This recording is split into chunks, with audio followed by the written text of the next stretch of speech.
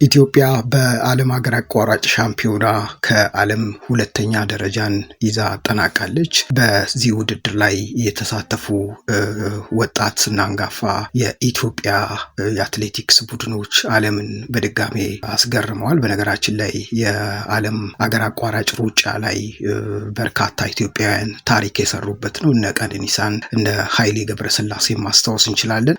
እሱን ለማስታወስ ይመስላል እንግዲህ በ46ኛው የዓለም ሀገር አቋራጭ ሻምፒዮና ላይ ዘንድሮም እንግዲህ የኢትዮጵያ ቡድን ሁለተኛ ሆኖ አጠናቋል። በዚህ ውድድር ላይ በ46ኛው የሀገር አቋራጭ ሻምፒዮና ላይ ማለት ነው በአሜሪካ ፍሎሪዳ ነበር የተካሄደው። ኢትዮጵያ በሻምፒዮናው በ5 ርቀቶች በሁለቱም ጾታዎች በአጠቃላይ 20 አትሌቶችን ያሳተፈችው በ10 ኪሎ ሜትር አዋቂ ወንዶች፣ 10 ኪሎ ሜትር አዋቂ ሴቶች፣ ከ20 ዓመት በታች ወንዶች፣ በ8 ኪሎ ሜትር ከ20 ዓመት በታች ሴቶች 6 ኪሎ ሜትር እና ድብልቅ ሪሌ 4 በ2 ኪሎ ሜትር ኢትዮጵያ የተሳተፈችባቸው ርቀቶች ናቸው። የዘንድሮ ውድድርን ተከትሎ ኢትዮጵያ በ3 ወርቅ፣ 2 ብር፣ 2 ነሐስ በድምሩ 7 ሜዳሊያዎችን በማግኘት ከኬንያ ተከትላ ከዓለም ሁለተኛ ሆና አጠናቃለች። አሁንም ኢትዮጵያኖች በዓለም የተለያዩ የአትሌቲክስ የውድድር መድረኮች አረንጓዴ፣ ቢጫ፣ ቀይ ሰንደቃቸውን ከፍ ማድረጋቸውን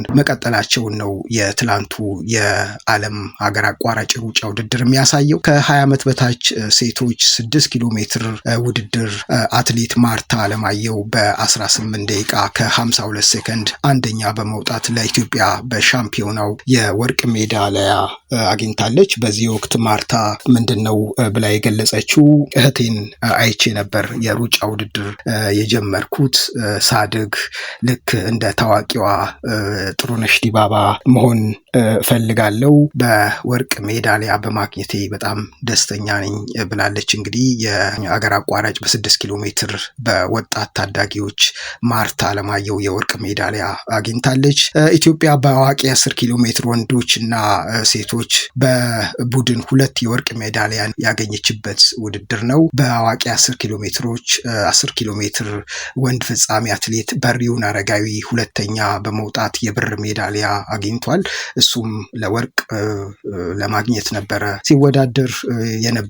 ብር በማግኘቱ ደስተኛ መሆኑን የገለጸው አትሌት ወሰን አሰፋ ከ20 ዓመት በታች ሴቶች የ6 ኪሎ ሜትር ውድድር ሁለተኛ በመውጣት ለኢትዮጵያ የብር ሜዳሊያ በ46ኛው የሀገር አቋራጭ የሩጫ ውድድር ላይ ያስገኘች ሌላኛዋ አትሌት ነች። በ10 ኪሎ ሜትር ሴቶች አትሌት ሰናይት ጌታቸውና በድብልቅ ሪሌ ዱላ ቅብብል የናስ ሜዳሊያዎች ተገኝተዋል። ኬንያ 3 ወርቅ፣ 4 ብርና 2 የናስ ሜዳሊያዎችን በድምሩ 9 ሜዳሊያዎችን በማግኘት አንደኛ ደረጃን ይዛ አጠናቃለች። ኢትዮጵያ እንደነገርናችሁ እንግዲህ ሁለተኛ ደረጃን ይዛ ነው ያጠናቀቀችው ማለት ነው። በውድድሩ ኢትዮጵያ 7 ሜዳሊያዎችን አግኝታለች።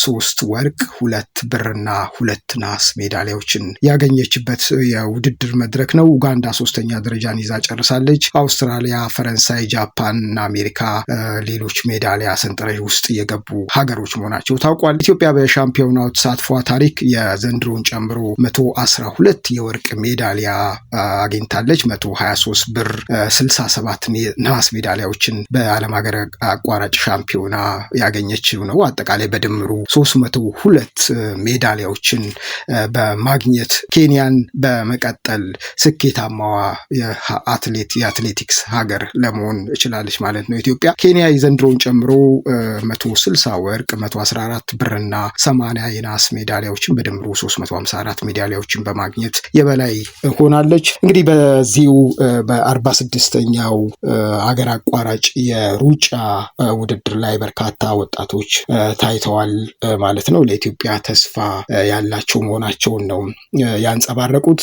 እንግዲህ በዚህ ውድድር ላይ በ46ኛው ዓለም ሀገር አቋራጭ ሻምፒዮና ላይ በርካታ አንጋፋ የኢትዮጵያ አትሌቶች ተገኝተው የልዑኩን አበረታተዋል። ለምሳሌ ከተገኙት መካከል በዚህ ውድድር ላይ በሀገር አቋራጭ ሻምፒዮና ላይ ትልቅ ልምድ ያለውና በርካታ ጊዜ በተደጋጋሚ በማሸነፍ ስሙ የሚጠቀሰው አትሌት ቀነኒሳ በቦታው በመገኘት አትሌቶቹን ሞራል ሲሰጥ ሲያበረታታ እንደነበር መረጃዎች ይጠቅሳሉ። ከዛ ባለፈ በዛ በውድድሩ በተደረገበት ከተማ የሚኖሩ ኢትዮጵያውያንና ትውልደ ኢትዮጵያውያን ኢትዮጵያ አትሌቶች ለልዑኩ አጠቃላይ የምስጋና የራት ግብዣም እንዳደረጉላቸው መረጃዎች የወጡ ነው። ኢትዮጵያውያን የምስጋና የራት ግብዣ አድርገውላቸዋል። ዛሬ በከተማችን መታችሁ በመሮጣችሁ ብሎም በማሸነፋችሁ ኩራት እንዲሰማን አድርጋችኋል፣ ለዚህም እናመሰግናለን በማለት ነው የገለጹት። በአጠቃላይ በ46ኛው ዓለም ሀገር አቋራጭ ሻምፒዮና ኢትዮጵያ በአሜሪካ ፍሎሪዳ ሁለተኛ ሆና አጠናቃለች።